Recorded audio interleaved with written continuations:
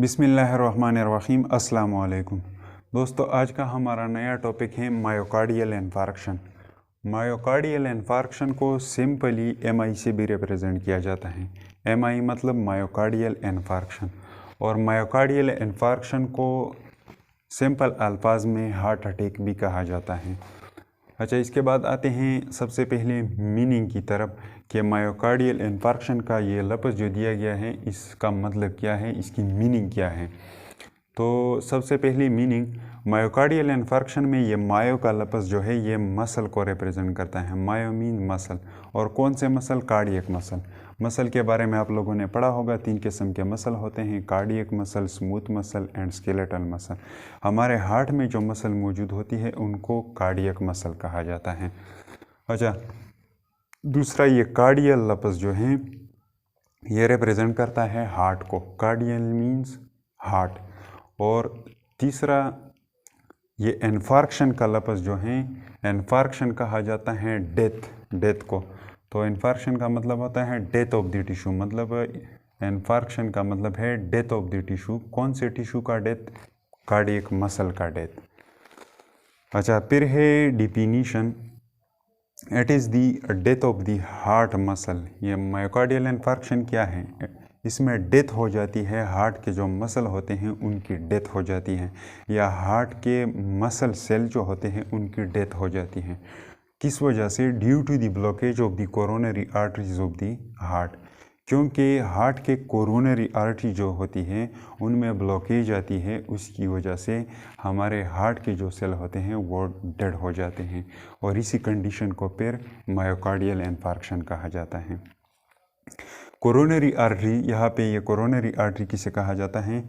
हमारे हार्ट को जो ब्लड वेसल ब्लड सप्लाई करती है उन आर्टरीज़ को कोरोनरी आर्टरीज कहा जाता है। ये तादाद में 2 होते हैं, और एक को लेफ़्ट कोरोनरी आर्टरी कहा जाता है जो लेफ़्ट साइड पे होती है, और दूसरा जो राइट साइड पे होती है उसको राइट कोरोनरी आर्टरी कहा जाता है। और हमारे हार्ट से जो ये आयोटा निकलती है, इस डायग्राम में ये क्या है? ये बिग आर्टरी जो है ये आयोटा है। आयोटा क्या है? हमारे हार्ट से एक बिग आर्टरी निकल चुकी है जो सारे बॉडी को ब्लड सप्लाई करती है, उसको आयोटा कहा जाता है। इस आयोटा की बिगिनिंग, शुरुआत में इससे 2 आर्टरी निकलती है, एक इस साइड पे और दूसरा उस साइड पे। एक को लेफ़्ट कोरोनरी आर्टरी कहा जाता है और दूसरे को राइट कोरोनरी आर्टरी कहा जाता है। ये सपोज़ कीजिए राइट कोरोनरी आर्टरी है, तो ये आर्टरी क्या करती है? ये हार्ट को खुद ब्लड सप्लाई करती है और न्यूट्रेंट और ऑक्सीजन सप्लाई करती हैं, और इनको कोरोनरी आर्टरीज कहा जाता है। अच्छा, तो इसमें कहीं ना कहीं पे ब्लॉकेज आती है, और इसकी वजह से हमारे हार्ट के जो मसल सेल या मसल होते हैं, कार्डियक मसल जो होते हैं, उनकी डेथ हो जाती है, और उस कंडीशन को हम मायोकार्डियल इन्फार्क्शन, एमआई या हार्ट अटैक कहते हैं। अच्छा, तो फिर आते हैं काजेज़ की तरफ। तो इसमें सबसे पहले काज जो है हाई कोलेस्ट्रॉल लेवल। ये कोलेस्ट्रॉल क्या होता है? कोलेस्ट्रॉल चर्बी का एक किस्म है, और जब हमारे बॉडी में कोलेस्ट्रॉल की लेवल हाई हो जाती है नॉर्मल से, तो फिर क्या हो जाता है? ये कोलेस्ट्रॉल, हाई कोलेस्ट्रॉल हमारे आर्टरीज़ के अंदर क्या डिपॉजिट होना स्टार्ट हो जाती हैं, हमारे आर्टरीज़ के अंदर जमा होना स्टार्ट हो जाती हैं, और इसी वजह से क्या हो जाता है? सपोज़ कीजिए ये कोलेस्ट्रॉल हमारे इस कोरोनरी आर्टरी के अंदर डिपॉजिट हो गया, तो इसकी वजह से आगे ब्लड सप्लाई ब्लॉक हो जाएगी, और उसी वजह से हमारे हार्ट के जो मसल सेल होते हैं उनकी डेथ हो जाती है, और इसको एमआई कहा जाता है। सपोज़ कीजिए ये कोरोनरी आर्टरी है, ये आयोटा है ऊपर वाला, ये बिग आर्टरी, इससे एक सपोज़ कीजिए या राइट कोरोनरी आर्टरी है जो कि निकल चुके हैं और सारे हार्ट को ब्लड सप्लाई करती हैं। इस कोरोनरी आर्टरी के इस पोर्शन को मैंने यहाँ पे इनलार्ज कर दिया है, थोड़ा सा बड़ा कर दिया है ताकि आप लोगों की समझ में आ सके। सपोज़ कीजिए हमारे बॉडी में कोलेस्ट्रॉल की लेवल क्या है? हाई है। तो ये क्या हो जाता है? जब कोलेस्ट्रॉल लेवल हमारे बॉडी में हाई हो जाता है तो ये ब्लड वेसल के अंदर फिर इसकी डिपोजिशन, इसका जमा होना शुरू हो जाता है, और इसकी वजह से हमारे आर्टरीज़ जो होते हैं वो क्या हो जाते हैं? अंदर से तंग हो जाते हैं, और फिर इसके अंदर ये सपोज़ कीजिए यहाँ से ब्लड सप्लाई आगे जाती हैं, तो फिर यहाँ आगे ब्लड सप्लाई रुक जाती है। और सपोज़ कीजिए यहाँ पे नीचे ब्लड सप्लाई नहीं आ रही है, तो ये जितना भी ये एरिया होता है इस आर्टरी के नीचे, जो ये कोरोनरी आर्टरी जिसको ब्लड सप्लाई करता है, जितनी भी एरिया को, ये पूरा एरिया क्या हो जाता है, इसकी डेथ हो जाती है और इस कंडीशन को MI कहा जाता है। यहाँ पे ये कोलेस्ट्रॉल जो जमा हो जाता है इसको प्लाक कहा जाता है और इसकी वजह से ये आर्टरी तंग हो जाती है, फिर आगे ब्लड सप्लाई रुक जाती है।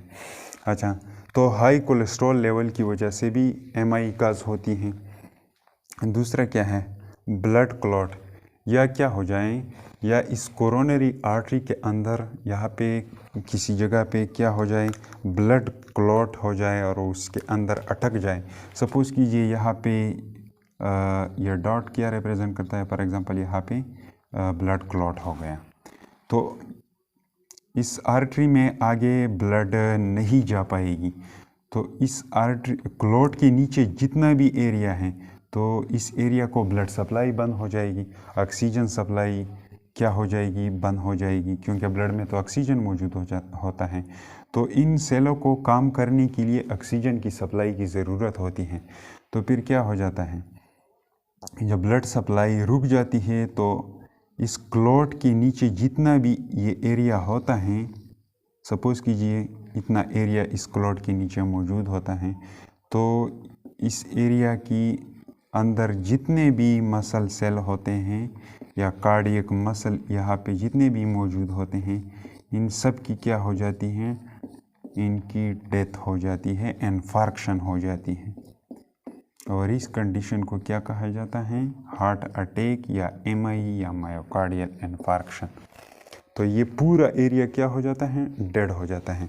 तो दो रीज़न हो गए, दो काजेज़ हो गए, एक हाई कोलेस्ट्रॉल लेवल की वजह से भी ये हार्ट अटैक हो सकता है, दूसरा ब्लड क्लॉट, यहाँ पे कोरोनरी आर्टरी में अगर ब्लड क्लॉट अटक गई, मतलब ब्लड यहाँ पे क्लॉट हो गया, जम गया, तो इससे नीचे जितना भी एरिया होता है ये क्या हो जाता है, इसकी इन्फार्क्शन हो जाती है, इसकी डेथ हो जाती है। तीसरा जो है high BP, high blood pressure की वजह से भी ये होता है।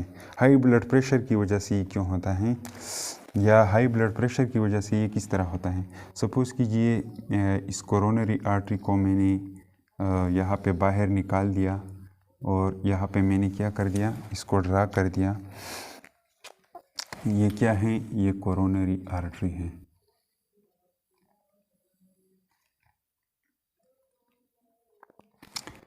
और सपोज़ कीजिए यहाँ पे हमारा ब्लड प्रेशर जो है वो हाई है, तो हाई ब्लड प्रेशर की वजह से ये MI क्यों काज होती है या किस तरह काज होती है।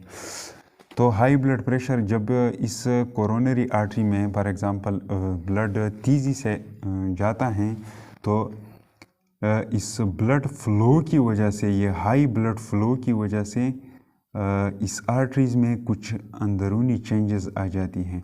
वो चेंजेस क्या होती हैं, वो चेंजेस ये होती है कि इसके कोरोनरी आर्टरीज़ के जो वाल होते हैं, इस हाई ब्लड प्रेशर की वजह से ये क्या हो जाते हैं, इसकी थिकनिंग स्टार्ट हो जाती है। मतलब ये ये हाई ब्लड प्रेशर की रिस्पॉन्स की वजह से ये क्या हो जाते हैं, इसकी थिकनिंग हो जाती है, ये मोटे हो जाते हैं ताकि ये पट ना सके। तो इस वजह से जब ये मोटे हो जाते हैं तो आप लोगों को नज़र आ रहा है कि इसका अंदरूनी ये लूमेन जो होता है, अंदरूनी कैविटी जो होती है, ये क्या हो जाएगी, ये आहिस्ता आहिस्ता नैरो हो जाएगी। क्या हो रही है, यहाँ पे ये कैविटी क्या हो रही है, नैरो होना, तंग होना, नैरो कहा जाता है तंग को। तो ये आहिस्ता आहिस्ता तंग होना स्टार्ट हो जाती हैं।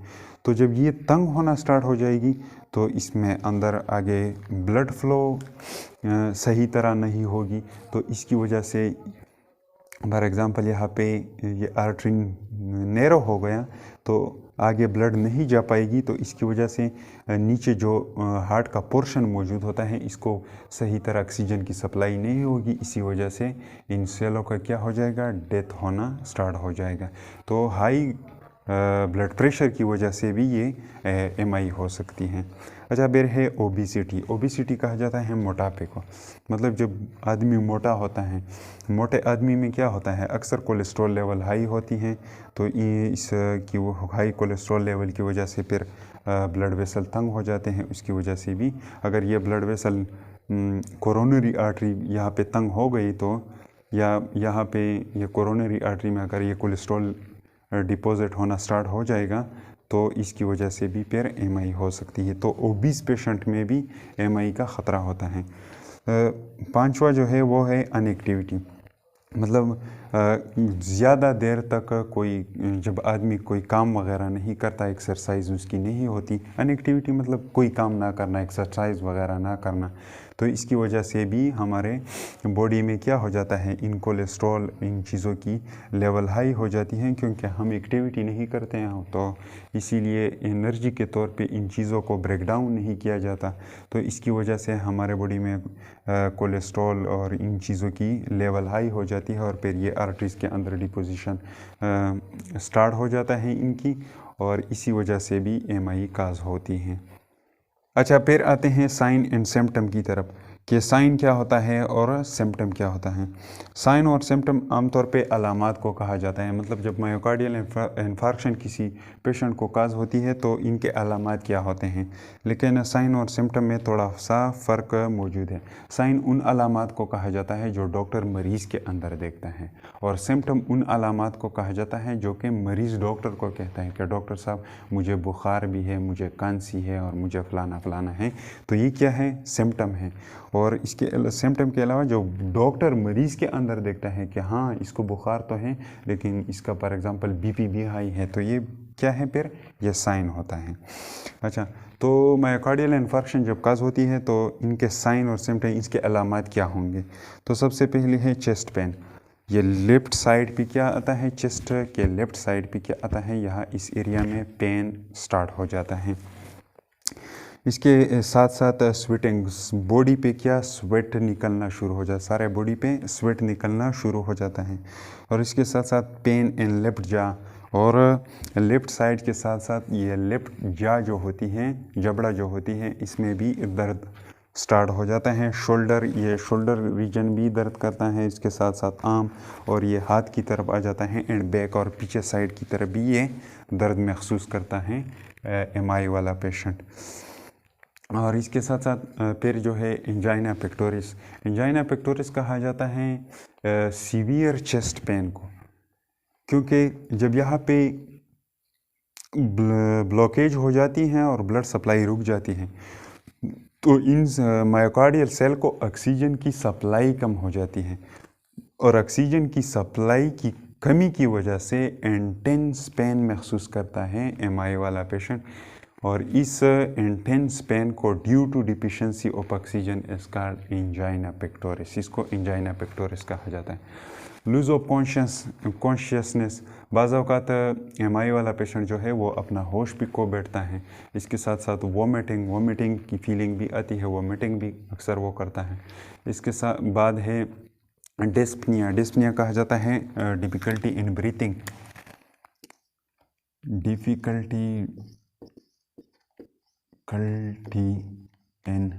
ब्रीथिंग, उसको सांस लेने में दुश्वारी होती है, मतलब उसको सांस लेने में मुश्किलात होते हैं।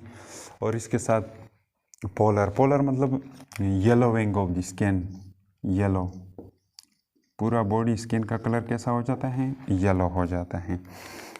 अच्छा, तो ये होते हैं sign and symptom of MI के साइन और सिम्टम ये होते हैं। Dyspnoea means difficulty in breathing, patient को सांस लेने में मुश्किलात होता है। उसके साथ साथ पोलर, और स्किन का कलर क्या हो जाता है, सारा येलो पड़ जाता है। अच्छा, फिर आते हैं ट्रीटमेंट की तरफ। तो ट्रीटमेंट में हम एमआई वाले जो पेशेंट होते हैं इनको एस्पायरिन देते हैं। एस्पायरिन इसलिए देते हैं क्योंकि यहाँ पे ये ब्लड जो क्लॉट हो चुका है इसको ब्रेक डाउन करने में एस्पायरिन हेल्प करता है। एस्पायरिन जो होती है मार्केट में डिस्पेरिन के नाम से मशहूर है। दूसरा जो मेडिसन है वो है ग्लाइसरल ट्राइनाइट्रेट। इसको भी इस्तेमाल किया जाता है, लेकिन इसको सबलिंगुअली इस्तेमाल किया जाता है। सबलिंगुअल मतलब ज़ुबान के नीचे इसको रखा जाता है और इसमें वेज़ोडाइलेटर की तरह एबिलिटी होती है, मतलब ये ब्लड वेसल को डायलेट करती है। फॉर एग्जांपल अगर यहाँ पे ब्लड क्लॉट हो गया है तो अगर हम ग्लाइसरल ट्राइनाइट्रेट दे दें तो ये ब्लड वेसल को क्या करेगा, डायलेट करेगा, तो आगे ताकि ब्लड फ्लो बहाल हो सके। तो ये दो मेडिसिन जो होते हैं, ये ग्लाइसरल ट्राइनाइट्रेट, ये बाज़ार में या मार्केट में इंजिसेट के नाम से मशहूर है। इन दो मेडिसिन को इमरजेंसी ट्रीटमेंट के लिए इस्तेमाल किया जाता है। बाकी फार्माकोलॉजिकल ट्रीटमेंट की तरफ हम नहीं जाएंगे क्योंकि ये फिर आप लोगों के लेवल से बाहर हो जाएगा। अच्छा, एंजियोप्लास्टी एंड बाईपास सर्जरी, ये दो टेक्निक भी एमआई के पेशेंट को ट्रीट करने के लिए इस्तेमाल होते हैं। तो इसको समझाने के लिए एंजियोप्लास्टी और बाईपास सर्जरी, इन दोनों को समझाने के लिए मैं इस डायग्राम का सहारा लूँगा। तो सबसे पहले आते हैं एंजियोप्लास्टी। एंजियोप्लास्टी कौन सा टेक्निक है? सपोज़ कीजिए ये क्या है, ये एक स्प्रिंग लाइक स्ट्रक्चर है, इसको स्टंट कहा जाता है, इसका मेडिकल नेम है स्टंट। और इस स्टंट के अंदर बैलून होती है और इसको आर्टरी के ज़रिए एंटर किया जाता है और यहाँ कोरोनरी आर्टरी, फॉर एग्जांपल यहाँ पे ब्लॉकेज हो चुका है तो यहाँ तक ये इस लाया जाता है। और इस स्प्रिंग लाइक स्ट्रक्चर को, ये मेटालिक रिंग होती है, एक स्प्रिंग लाइक स्ट्रक्चर होती है, इसको स्टेंट कहा जाता है और इस स्टेंट को यहाँ पे लाया जाता है कोरोनरी आर्टरी तक। जब इसको कोरोनरी आर्टरी तक पहुँचाया जाता है तो यहाँ पे ये जब पहुँच जाता है तो इसके अंदर एक बैलून होती है। फॉर एग्जांपल ये स्टंट है और इसके अंदर बैलून मौजूद होती है, तो उस बैलून को पीछे से उसके अंदर ईयर एंटर किया जाता है, तो ये क्या हो जाता है, पुल जाता है। तो ये स्टंट क्या हो जाता है, ये पूरा इसी तरह खोल जाता है। तो यहाँ पे अगर फाइबर फैटी प्लाक मौजूद है तो यहाँ पे क्या हो जाता है, ये स्टंट क्या करता है, इन फाइबर के जो फ्लेक है इनको दबा लेता है और ये एरिया क्या करता है, खोल देता है। इस टेक्निक को एंजियोप्लास्टी कहा जाता है। इसके अलावा एमआई वाले पेशेंट जो होते हैं इनको बाईपास सर्जरी भी किया जाता है। बाईपास सर्जरी में क्या होता है, बाईपास सर्जरी में हमारे बॉडी से क्या होता है, एक हम क्या निकाल देते हैं, ब्लड वेसल निकाल देते हैं और उनको डायरेक्टली आयोटा से ग्राफ्ट कर देते हैं और जो ब्लॉक एरिया है उनके थोड़ा सा आगे उसको ग्राफ्ट किया जाता है, उसको लगाया जाता है। तो यहाँ से लेकर यहाँ तक तो ब्लड आती है लेकिन नीचे नहीं जाती। तो नीचे कौन सप्लाई करता है, ये ग्राफ्ट और ब्लड वेसल जो होती है नीचे एरिया को ये ब्लड सप्लाई करता है। तो इस टेक्निक को क्या कहा जाता है, बाईपास सर्जरी।